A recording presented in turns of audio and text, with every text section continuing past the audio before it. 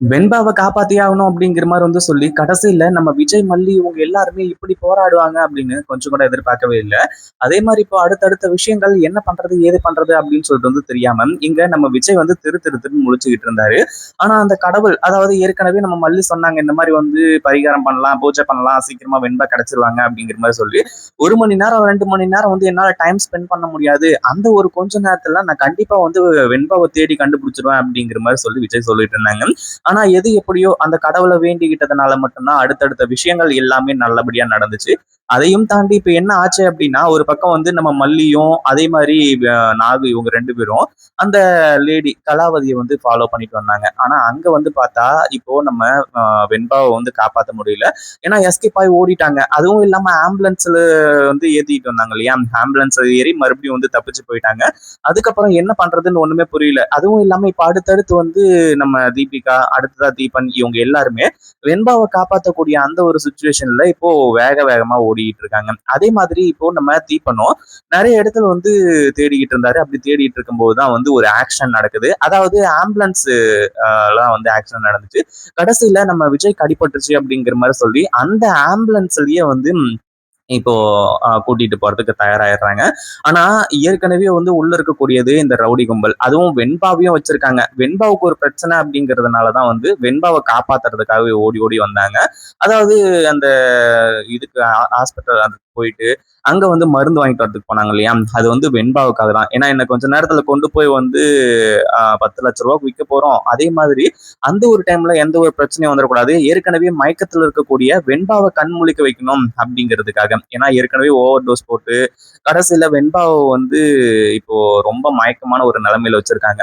அவங்கள இப்போ கண் முழிக்க வைக்கணும் அப்படிங்கிறதுக்காக தான் அந்த ஒரு விஷயத்தையே செஞ்சாங்க.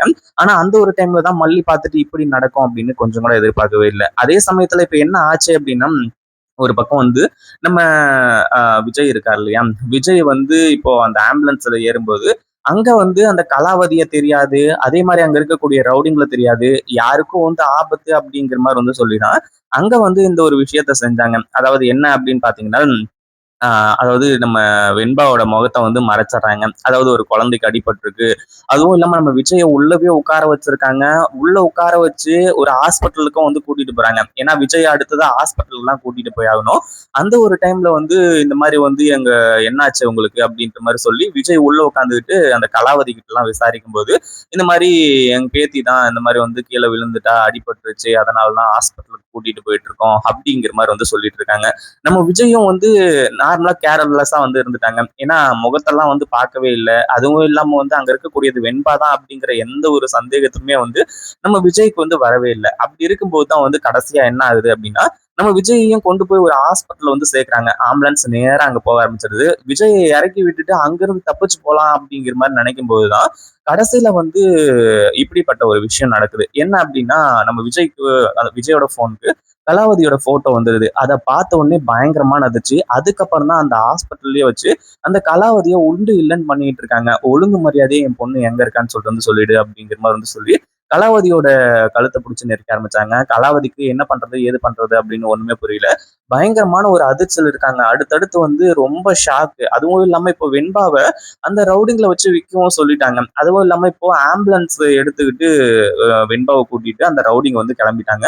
ஏன்னா இந்த கலாவதி எப்படியாச்சும் தப்பிச்சிடலாம் அப்படிங்கிற மாதிரி சொல்லி நம்ம விஜய் செம்ம கோவம். அந்த கலாவதியை விட்டா கொன்னே போட்டிருப்பாங்க. ஆனா கடைசியா என்ன ஆச்சு அப்படின்னா, ஒரு பக்கம் நம்ம மல்லி வெண்பாவோட அங்க நிக்கிறாங்க. ஏன்னா ஏற்கனவே நம்ம மல்லி அந்த அந்த கலாவதிய ஃபாலோ பண்ணிட்டு வந்தாங்க. ஒரு பக்கம் தீபிகா மேடமும் இப்போ நிறைய இடத்துல சர்ச் பண்ணாங்க. அந்த கலாவதியோட போனை டேப் பண்ணாங்க. இப்படி டேப் பண்ணி வரும்போதுதான் கடைசியில அந்த ஆம்புலன்ஸ்ல தான் வெண்பா இருக்காங்க அப்படிங்கிற ஒரு விஷயத்த தெரிஞ்சு கடைசியில வழி மறைச்சு அந்த ஆம்புலன்ஸ்ல இருக்கக்கூடிய வெண்பாவை காப்பாத்துறாங்க. அந்த ரவுடிங்க எல்லாரையுமே அடிச்சு போட்டுட்டு. அதே மாதிரி விஜயும் இங்கதான் இருக்காங்க அப்படிங்கிற ஒரு விஷயம் தெரிஞ்சு போச்சு. அதுவும் இல்லாம விஜய்க்கு அடிபட்டிருக்கு, அவங்களை ஹாஸ்பிட்டலுக்கு கொண்டு போயிருக்காங்க அப்படிங்கிற மாதிரி தெரிஞ்சும் தான் இங்க வந்தாங்க. அந்த ஒரு டைம்ல தான் நம்ம வெண்பாவை காப்பாத்திட்டு நேரா போய் விஜய் அப்படிங்கிற மாதிரி வந்து சொல்லி நம்ம மல்லி வந்து நிக்க ஆரம்பிச்சுறாங்க.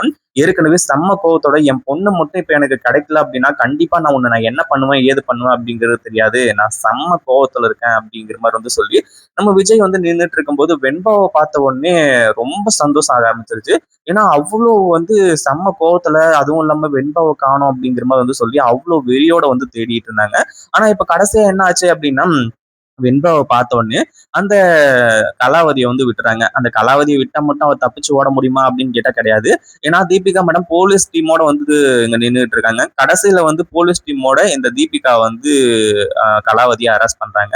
ஒரு பக்கம் நம்ம விஜய் இருந்துட்டு குடுகுடுன்னு ஓடி வந்து நம்ம மல்லி கிட்ட இருக்கக்கூடிய வெண்பாவை வாங்கிட்டு, வெண்பா உனக்கு ஒன்னும் ஆகலைல்ல அப்படிங்கிற மாதிரி வந்து சொல்லி பாக்குறாங்க. காலில் அடிபட்டு இருக்கு. ஒரு பக்கம் வந்து விஜய்க்கு உயிரே போயிடுது. என்னம்மா ஆச்சு வெண்பா, என்ன நடந்துச்சு அப்படிங்கிற மாதிரி வந்து சொல்லி சில விஷயங்கள்லாம் வந்து கேட்குறாங்க. அப்படி கேட்கும்போது தான் வந்து இந்த ஒரு விஷயம்லாம் நடந்தது. அதுவும் இல்லாம நான் தப்பிச்சு போகும்போது இப்படி வந்து அடிபட்டுருச்சுடாடா, எனக்கு ஒன்றும் இல்லை, மல்லி அம்மா என்னை காப்பாத்திட்டாங்க. அதாவது மல்லி அம்மா வந்து அவங்க உயிரை கொடுத்து என்ன காப்பாத்திருக்காங்க. ஏன்னா அந்த ரவுடிங்க கிட்ட இருந்து வெண்பாவை காப்பாத்தும் போது மல்லியோட தலையிலேயே வந்து ஒரு கட்டையால வந்து அடிச்சிடுறாங்க. ஏற்கனவே மல்லியோட வயித்துக்குள்ள ஒரு குழந்தை இருக்கு அப்படிங்கிற ஒரு விஷயம் நம்ம எல்லாருக்குமே நல்லாவே தெரியும். ஆனா விஜய்க்கு இந்த ஒரு விஷயம் தெரியாது. அதே சமயத்துல இப்போ மல்லியால தான் வெண்பா மறுபடியும் காப்பாற்றப்பட்டிருக்காங்க. ஏன்னா ஏற்கனவே விஜய் இருந்துட்டு ரொம்ப கோவப்பட்டாரு. அதுவும் இல்லாம உன் முகத்தை பார்க்கறதுக்கே பிடிக்கல அப்படிங்கிற மாதிரிலாம் சொன்னாங்க.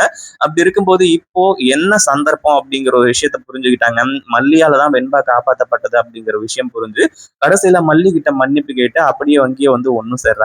இதை பத்தி நீங்க என்ன நினைக்கிறீங்க? அந்த வீடியோ பிடிச்சிருந்தா லைக் பண்ணுங்க, ஷேர் பண்ணுங்க. இப்பதான் நம்ம சேனலுக்கு ஃபர்ஸ்ட் டைம் வரீங்க அப்படின்னா கீழ இருக்க சப்ஸ்கிரைப் பட்டனை பிரஸ் பண்ணிக்கோங்க.